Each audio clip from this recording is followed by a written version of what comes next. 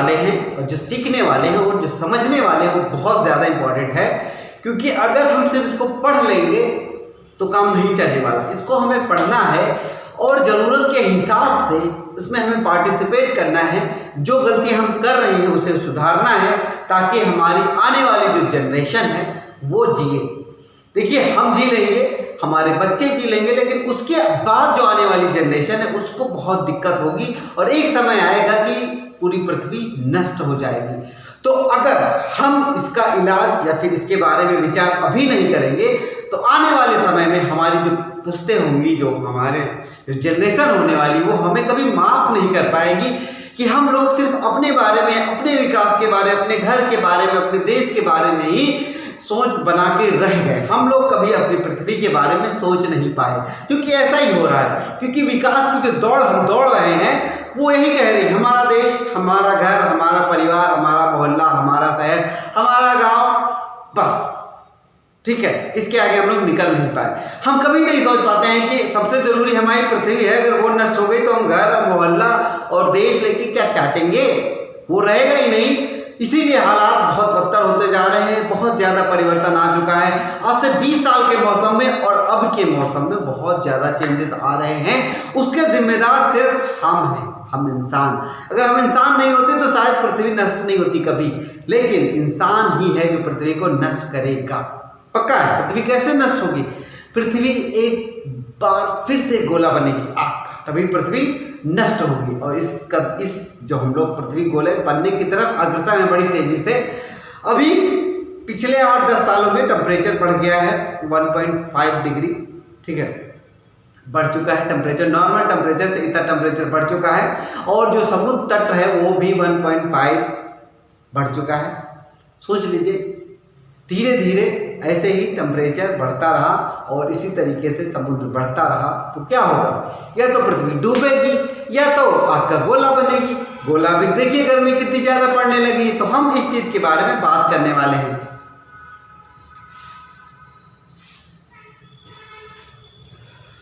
तो चलिए ओजोन के बारे में बात करने हमें। तो सबसे पहले तो हम जान लें ओजोन होती क्या है, ठीक है। ऑक्सीजन सबने सुना है, ऑक्सीजन जिसको हम लोग सांस लेते हैं और जीते हैं, ठीक है। ऑक्सीजन का अणु होते हैं, 2 अणु होते हैं, 2 परमाणु मिलके एक अणु बना लेते हैं और ये बन जाता है, ये अणु है।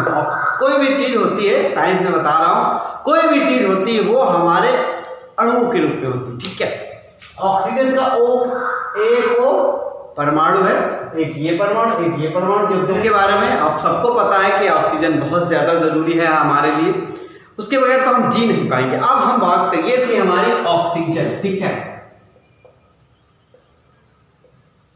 ये है क्या? हमारी ऑक्सीजन। अब हम ओजोन के बारे में देखिए। ऑक्सीजन गैस, ठीक है, वाटर में भी मिली होती है। ऑक्सीजन के 2 अणु होते हैं। वाटर मतलब हाइड्रोजन का कितना, 1 अणु और ऑक्सीजन का 1 अणु, ठीक है। तो ये बन गया आपका क्या? जल का सूत्र है ना, पानी का। अब हमें ओजोन के बारे में बात करनी। देखिए, ओजोन की जब 3 अणु मिल जाते हैं, ठीक है, ओजोन के जब 3 अणु मिल जाते हैं और 3 परमाणु मिलके बना लेते हैं और सॉरी वो बार अणु परमाणु हो रहा है, इस चीज को क्लियर करिएगा। ये आपके परमाणु है, ठीक है। जब 2 परमाणु मिलते हैं तो 1 अणु बन जाता है। अणुओं के रूप में एनवायरनमेंट में चीजें रहती है। तो ये 3 परमाणु बन के मिल गए एक ऑक्सीजन 3, इसको बोलते हैं, ये है आपका ओजोन। ये ओजोन गैस क्या है? गैस के बारे में तो हम जानते होंगे। गैस देखा नहीं आप लोगों ने? देखा होगा, धुआं देखा आपने? वैसे ही समझिए, कुकर की सीटी देखी आपने? उसमें से जो निकलता है एक तरीके का गैस ही है, गैस कह सकते हैं, वाष्पित रूप में होता है। तो गैस तो आप देखे नहीं रहे होंगे, ऑक्सीजन तो आपने देखी नहीं होगी, लेकिन ऑक्सीजन महसूस कर सकते हैं, हमारे शरीर में जाती है। नाक बंद कर लीजिए, आपको पता चल जाएगा कि ऑक्सीजन का क्या चीज़ का नाम है। 1 सेकेंड, 2 सेकेंड, अगर आप योगा करते हैं तो 2 सेकेंड तो 2 मिनट तक कर सकते हैं। जैसे मैं योगा या प्राणायाम करता था तो 2 मिनट तक आराम से सांस रोक लेता था, ठीक है। अभी छोड़ रखा है, अभी फिर से चालू कर रहा हूँ। तो चलिए वो बात की बात है, ये आपकी ओजोन गैस है और ये आपका ओजोन ऑक्सीजन गैस है। दोनों बहुत ज़्यादा इंपॉर्टेंट है, दोनों ही ऑक्सीजन के परमाणु से मिलके बनी। अब हम बात करते हैं आगे, ये हो गई ओजोन। जब ढेर सारी ओजोन अणु मिल जाएंगे, अणुओं गैस बन जाएगी, और गैस जब और ज्यादा हो जाएगी तो एक टाइप की लेयर का रूप ले लेगी। तो इस लेयर के बारे में हमें पढ़ना है। इस लेयर कहाँ है, बात करें तो ओजोन गैस के बारे में। तो ओजोन गैस ये है। अब ये एक्चुअली है कहाँ, इसके बारे में बात कर लेते हैं।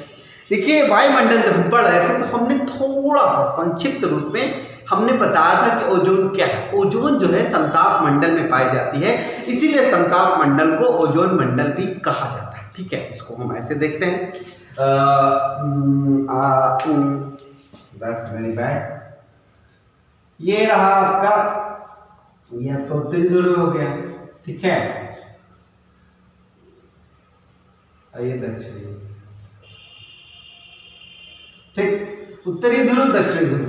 ठीक है, तो सबसे पहले क्या पाया जाता है आपका क्षोभ मंडल। ठीक है, क्षोभ मंडल के बाद आपकी पाई जाती है ओजोन मंडल। ओजोन मंडल है समताप मंडल। ये ठीक है, ये आपका इस तरह होता है। ठीक है, इसकी जो मोटाई होती है लगभग 16 किलोमीटर से 35 किलोमीटर के बीच। ठीक, जो ओजोन मंडल की जो चौड़ाई होती है वो होती है कितनी, इसको ध्यान देना होगा, कितनी होती है, इतनी ज्यादा। इसकी चौड़ाई कितनी है, 16 से 35 किलोमीटर के बीच में ओजोन लेयर की चौड़ाई है। इस चौड़ाई के बीच में आपकी ये ओजोन गैस रहती है। ठीक है, ओजोन गैस इसी चौड़ाई के बीच में, देखिए मेरे फिगर पे मत चाहिए, ये बना दिया मैंने ऐसे ही, लेकिन बात को समझना ज्यादा इंपॉर्टेंट है। ठीक है, तो सबसे पहले आता है ये क्षोभ मंडल है। ठीक है, क्षोभ मंडल के बाद आपकी आ जाता है समताप मंडल। समताप मंडल में जहां पे है आपका ओजोन लेयर। ठीक है, ओजोन लेयर बहुत ज्यादा इंपॉर्टेंट है, इसलिए क्योंकि एक चीज समझिए, आप कभी ध्यान दिए होंगे कि बरसात के बाद वाली जो धूप होती है बहुत तेज लगती है, लगता है कि जल रहे हैं हम लोग, है ना। बर्दाश्त करना सही नहीं होता है, हम नहीं कर पाते। क्यों? क्योंकि उस समय वातावरण बहुत साफ होता है, साफ होता है। पानी बरसने के बाद धूल धक्काड़ जितनी सब नीचे बैठ जाती है और डायरेक्ट सूर्य की किरणें हमें पड़ती, इसीलिए हम लोग को गर्मी ज्यादा महसूस होती है। आप ट्राई कर लीजिएगा, बरसात के मौसम में जो धूप निकलती है तो बहुत तेज हमारी स्किन को लगता है जला ही के छोड़ेगी। ठीक है, उस समय एनवायरमेंट साफ होता है तो आपको लगता है कि बहुत ज्यादा गर्मी है। ठीक है, अब इस चीज को थोड़ा विस्तृत करते हैं। ठीक है, ये ओजोन लेयर है जिसकी चौड़ाई कितनी है आपकी, 16 से 35 किलोमीटर के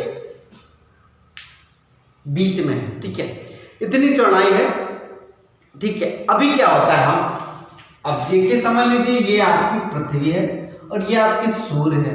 इस चीज को ध्यान देना है। देखिए फिगर के रूप में ना हमारा दिमाग चीजों को बहुत ज्यादा याद रखता है। हो सकता है ये वीडियो लंबा हो जाए तो परेशान होने की जरूरत नहीं है। ठीक है, तो ये सूर्य है, सूर्य की किरणें आ रही हैं, रेड रेड जो दिख रहा है ये सूर्य की किरणें और हमारी पृथ्वी पे आ रही है। ठीक, आती जा रही है, और ये रही समझ लीजिए हमारी ओजोन लेयर।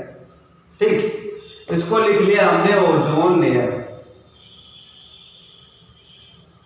ठीक है, अभी क्या होता है, समझ लीजिए अच्छी वाली किरणें हमारी पृथ्वी पे आ रही है। ठीक है, रेड वाली खतरनाक है और अच्छी छान छून के, जैसे चाय छानते हैं ना, चाय आती बाकी गंदगी सारी रह जाती, उसी तरीके से जो सूर्य की किरणें हैं आ रही है। ठीक है, बहुत सोच लीजिए सूर्य का टेम्परेचर कितना होता है, आपको पता ही होगा ना, सूर्य का टेम्परेचर कितना होता है, 600 डिग्री सेंटीग्रेड।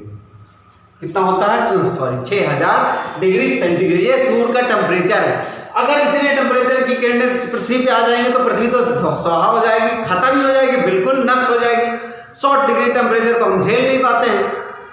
ठीक है, तो सोचिए अगर इतना पूरा टेम्परेचर का आने लगे किरणें, गर्मी, तो क्या होगा, कुछ नहीं होगा, सब खत्म, राख बन जाएगी पूरी पृथ्वी। ठीक है, तो अब सोचिए, तो अभी क्या हमारी ये जो ओजोन लेयर है ये क्या करती है, इसका जो गर्मी बना है, सूर्य की जो किरणें आ रही हैं, देखिए 6000 का डिग्री सेंटीग्रेड है, दूरी भी काफी ज्यादा है, तो इतनी टेम्परेचर की किरणें तो हमारे तक नहीं पहुंचेंगी, उससे कम ही पहुंचती है, दूरी की वजह से कम भी हो जाती है। ठीक है, थोड़ी बहुत तो ये क्या होता है, ये जो हमारी ओजोन लेयर है, तो हमारी प्यारी ओजोन लेयर है, ये क्या करती है, जितनी भी चीजें गंदी संदी हो गई छान देती है, अब्सॉर्ब कर लेती है 95% तक।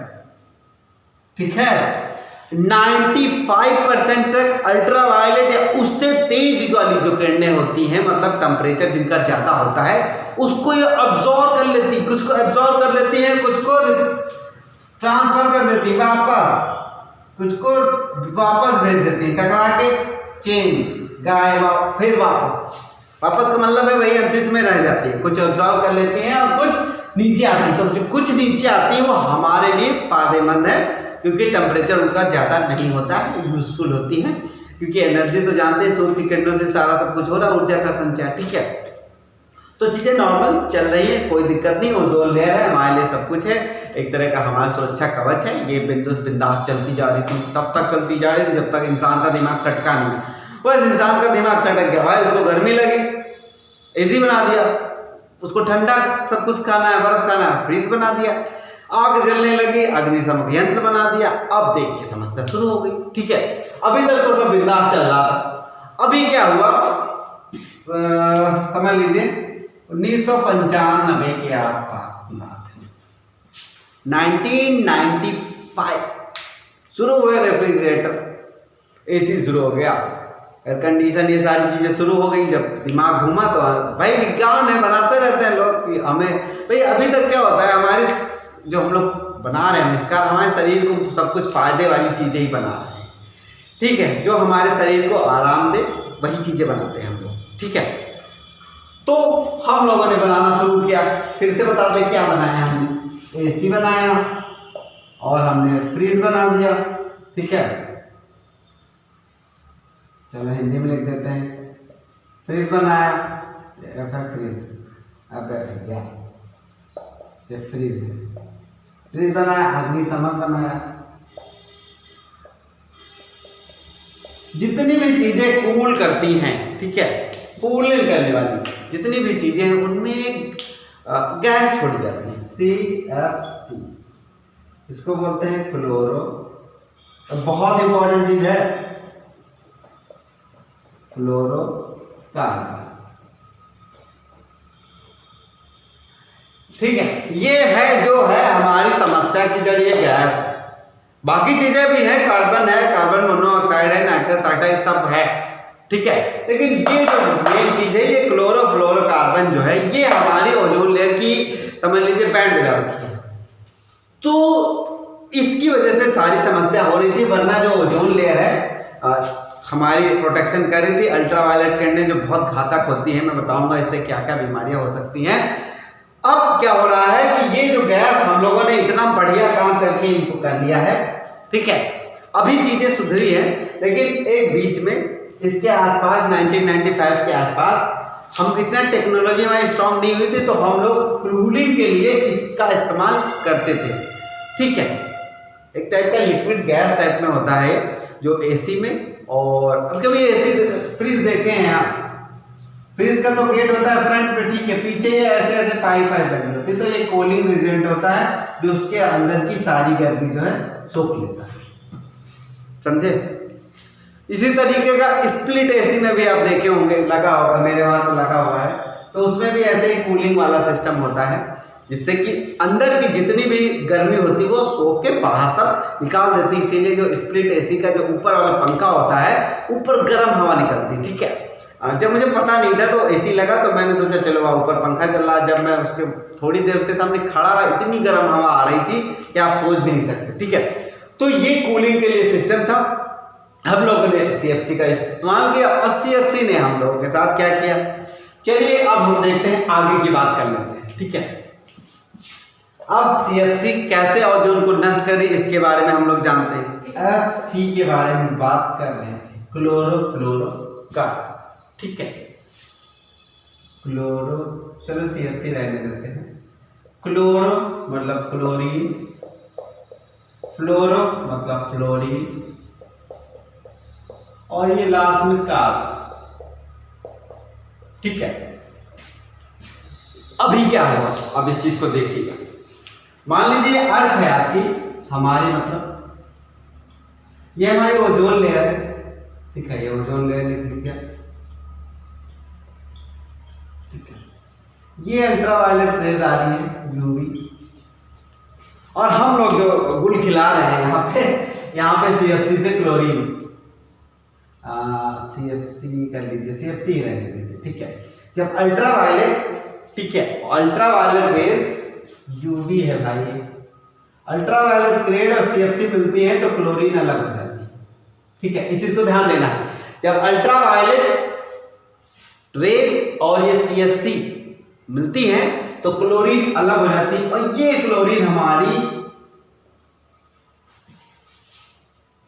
क्लोरीन जाके क्या करती है, ऑक्सीजन से रिलेशन कर लेती है, ठीक है। ये क्लोरीन ऑक्सीजन से रिएक्शन कर लेती है तो कुछ ऐसे बन जाता है, O2Cl2 और O2, ठीक। तो ये हमारा बन गया, क्या बना, हमारी ओजोन टूट गई। देखिए ये इक्वेशन सही है नहीं सही है, अब देखिए क्या हुआ, आपकी ओजोन की लेयर टूट गई। जब ओजोन लेयर टूट गई तो हमारा जो सुरक्षा कवच था, सुरक्षा सिक्योरिटी गार्ड था, हमारा जो कवच था ये टूट गया। और एक जगह नहीं टूटा, कई जगह टूटा, जहां जहां ये गैस और अल्ट्रावायलेट रेज मिलेंगे वहां टूटेगा, और टूटेगा तो हमें नुकसान होना चालू हो जाएगा। अभी टूटा कहाँ, ये देख लीजिए, टूटा है इधर, ये उत्तरी ध्रुव है, ये दक्षिणी ध्रुव के ऊपर, समझ लीजिए यहाँ पे टूट गया। देखिए ये वीडियो बड़ा हो गया है और शायद बड़ा होना भी चाहिए क्योंकि बहुत ज्यादा इंपॉर्टेंट टॉपिक है। तो यहाँ पे जो टूट गया है तो यहाँ से आपकी अल्ट्रावायलेट किरणें घुसना चालू हो गई हैं, ठीक है। तो अल्ट्रावायलेट, इसको हम लोग अंटार्कटिका भी कहते हैं। तो अभी हम लोग का जो अल्ट्रारेड चालू हो गया है, अब देखिए, अब आप चीज को समझिए क्योंकि सब इंटरलिंक्ड है। हम लोग को पता है ध्रुव क्या होते हैं, ठंडे हैं, ऊपर भी ठंडा नीचे भी ठंडा, बर्फ जमी पड़ी है, पूरी टोटल बर्फ है, यहाँ कोई नहीं रहता, यहाँ भी कोई नहीं रहता, हमको पता ही है, पुराने वीडियो में हम लोगों ने काफी पढ़ा। अब देखिए क्या हुआ भाई साहब, जब यहाँ पर कोई इंसान रहता नहीं है तो इंसान को नुकसान नहीं पहुंचा रही डायरेक्टली, ठीक है। अभी अगर यहाँ होगी जहाँ इंसान रहते हैं तब तो पहुंचाएगी। अब यहाँ क्या हो रहा है, यहाँ पर ये बर्फ, ठीक है। अभी क्या है, संतुलन बना हुआ है, कुछ सीमा उधर बर्फ है, बाकी समुद्र है, ठीक है।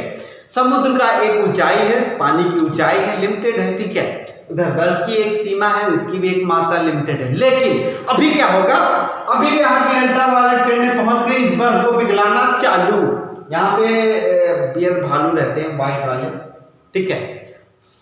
यहाँ पे ध्रुव भालू भी जिसको कहते हैं, यहाँ पे रहते हैं। अभी क्या हुआ, यहाँ पहुंचने लगी गर्मी, और गर्मी पहुंची तो बर्फ पिघली, बर्फ पिघलेगी तो क्या होगा, समुद्र का पानी बढ़ेगा, और समुद्र का पानी बढ़ेगा तो भाई साहब जितने भी बड़े शहर में समुद्र के किनारे बसे हुए हैं, शहरों के नाम देखिए,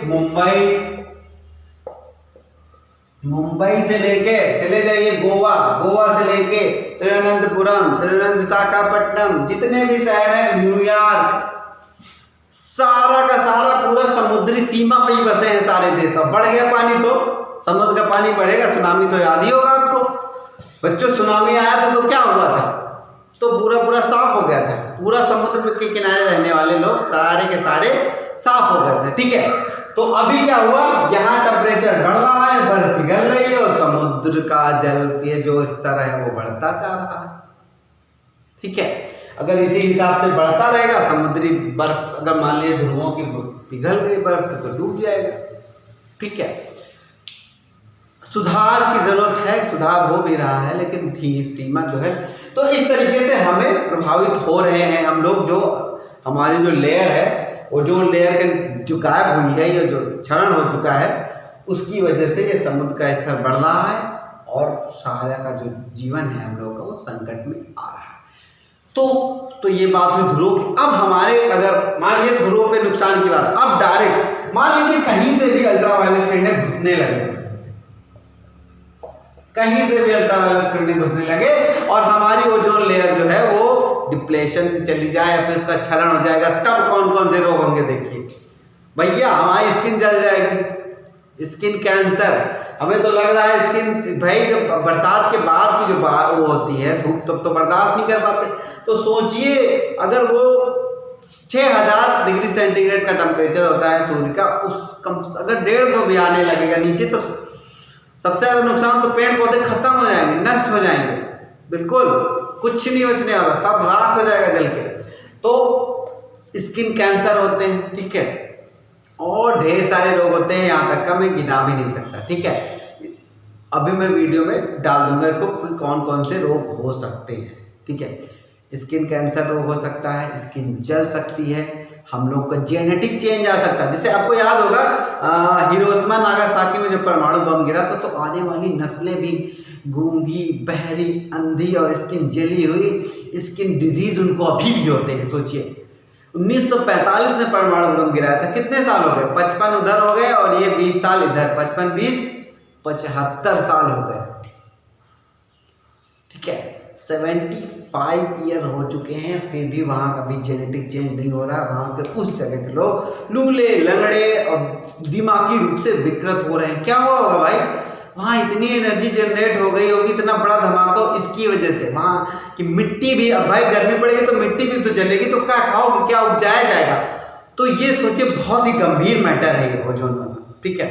अभी पॉजिटिव साइन भी बताऊंगा क्या होता है। तो इस तरीके से हम लोग को ढेर सारी बीमारियां हो सकती हैं। जाहिर सी बात है, दिल्ली का टेम्परेचर गर्मी में 50 डिग्री हो जाता है। अभी इसके बाद का जो हम पढ़ने वाले हैं वो हम लोग पढ़ लें ग्लोबल वार्मिंग के बारे में।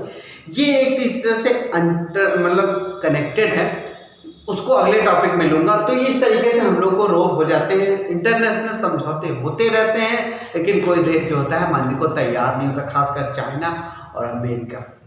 उसकी भी अलग कहानी है, आप बड़े हो गए तो जानोगे, उतना डिटेल में बिल्कुल नहीं जाऊंगा, ठीक है। अब देखिए क्या हुआ, यहाँ से टूट गई आपके ओजोन लेयर। चलिए आगे देखते हैं, आगे देखते हैं हम लोगों ने पता कर। अब क्या पॉजिटिव साइन देखिए, और भी कई कारण हैं, पेड़ कट रहे हैं, पेड़ कटने की वजह से भी देखिए जो बड़े बड़े शहर हैं, चाहे कोई भी इलाका देख लीजिए कितना विकास हो रहा है। विकास कहने का मतलब ये है, जब आपका गांव है पहले इतना छोटा था, अब इतना हो गया, अब इतना हो गया, अब इतना हो गया, अब इतना हो गया, फैलता जा रहा है चारों तरफ, इधर भी। तो कैसे फैलेगा भाई, पहले सब जंगल रहा था, अब कट के खेत हो गए, खेत फटके क्या हो गए, घर हो गए।